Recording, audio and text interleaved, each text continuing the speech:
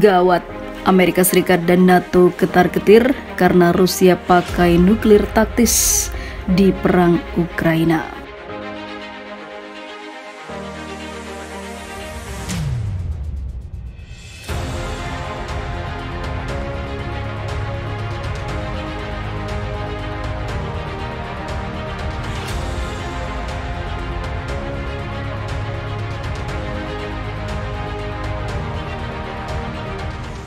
Amerika Serikat dan Pakta Pertahanan Atlantik Utara atau NATO khawatir dan was-was terhadap apa yang telah dilakukan Rusia, yaitu ternyata memakai nuklir taktisnya dalam perang di Ukraina.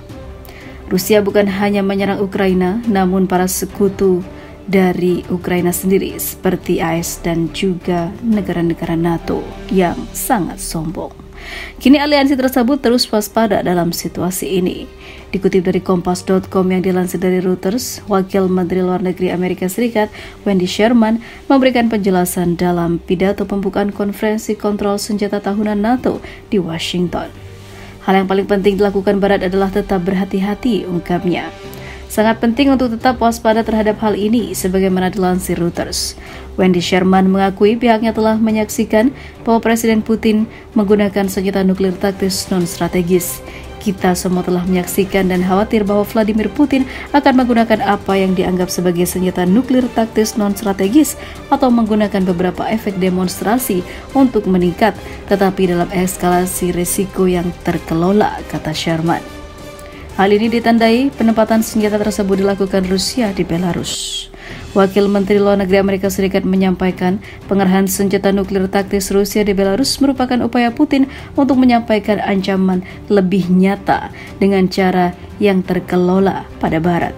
Ia menuturkan Amerika Serikat akan terus mengerahkan operasi intelijen, bahkan Washington akan berbagi informasi rahasia dengan 30 anggota NATO lainnya.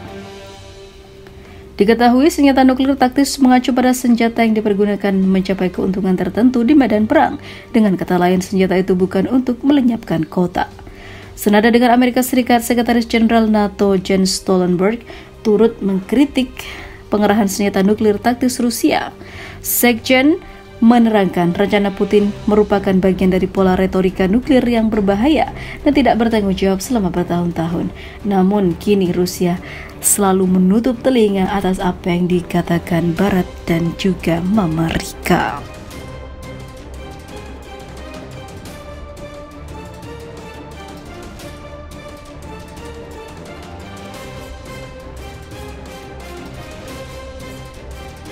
Militer Rusia menggunakan taktik perangkap untuk menyergap jet tempur Ukraina dalam pertempuran mematikan. Hal itu diungkap salah satu pilot tempur terkemuka Kiev, Kolonel Volodymyr Logakov.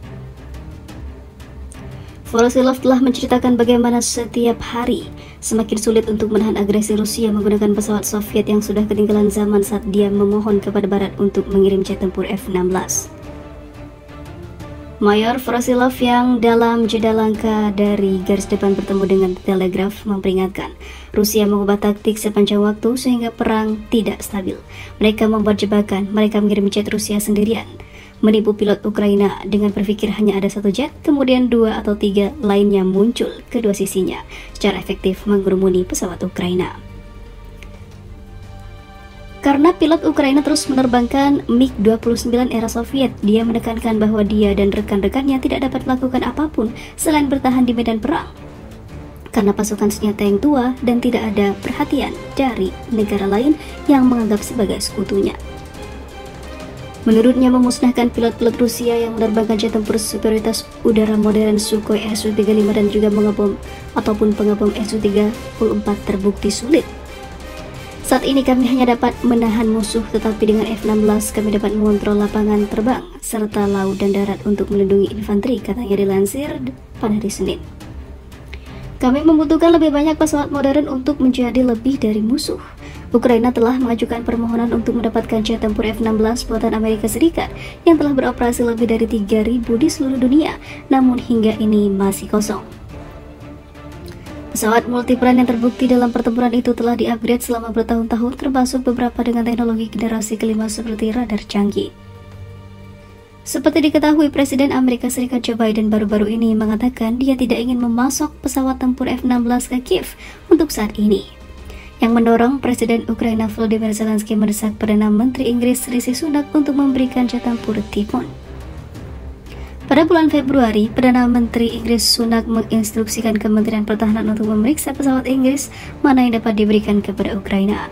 Meskipun Sunak memperingatkan bahwa perlu waktu 3 tahun untuk melatih seorang pilot untuk menerbangkannya.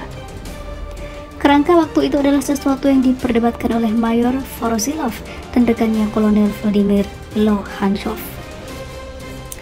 Kepala Departemen Penerbangan Komando Angkatan Udara Ukraina. Diperlukan kurang dari 6 bulan untuk berlatih dengan jet semacam itu, kata Kolonel Lochakov. Selama kita terus menunggu, kita akan kehilangan lebih banyak pilot. Kami memiliki daftar pilot tercanggih yang dapat dilatih menggunakan F-16 dan sayangnya beberapa dari mereka telah dihabisi dalam aksi.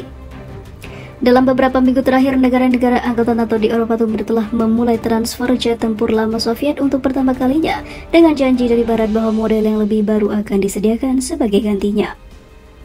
Slovenia dan Polandia sama-sama mengirim jet tempur MiG dari stok lama mereka, tetapi beberapa hanya berguna untuk suku cadang. Meskipun kurangnya janji atas jet tempur Barat yang lebih canggih, pilot Ukraina tetap optimis. Sebagian besar pilot dan insinyur tingkat lanjut sudah menjalani pelajaran bahasa Inggris intensif sehingga mereka dapat memahami instruktur mereka jika tiba waktunya untuk dilatih dengan jet tempur Barat. Ini terlepas dari petunjuk dari London bahwa Ukraina tidak akan menerima jet tempur Inggris sampai perang usai. Ini bukanlah sesuatu yang ingin dihibur oleh Kolonel Lochakov. Agar efektif di udara, jet harus memiliki radar modern dan rudal udara ke udara jelasnya.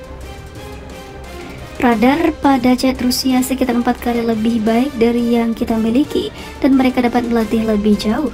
Selain itu, rudal Rusia secara signifikan lebih mampu daripada rudal Soviet kita.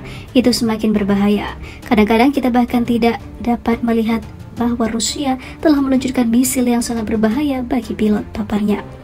Dia juga menjelaskan bagaimana Rusia memiliki kemampuan untuk melancarkan serangan dari jarak 200 km dari garis depan, sedangkan Ukraina harus lebih dekat dengan musuh untuk menembak yang jauh lebih berbahaya.